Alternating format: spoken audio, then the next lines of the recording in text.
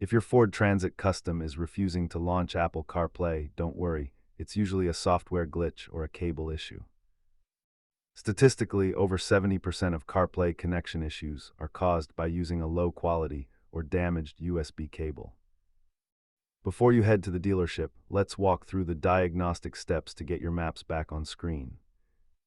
Start with a soft reset of the sync system by holding the power and next track buttons until the screen goes black. Make sure Siri is enabled on your iPhone, as CarPlay will not launch if the voice assistant is turned off. Always prioritize an original Apple Lightning or USB-C cable to ensure the highest data transfer stability.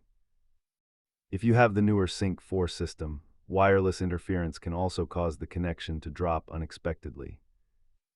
Replacing the cable solves the majority of these issues, followed closely by a simple system soft reset. If all else fails, forget the vehicle on your phone and delete the phone from the sync menu to start fresh. If no devices work in the USB port, the physical hub in your dashboard may have a hardware failure. The fastest way to narrow down the problem is to plug in a different iPhone and see if it connects. With these steps, your Transit Custom should be back online. Hit subscribe for more Ford troubleshooting tips.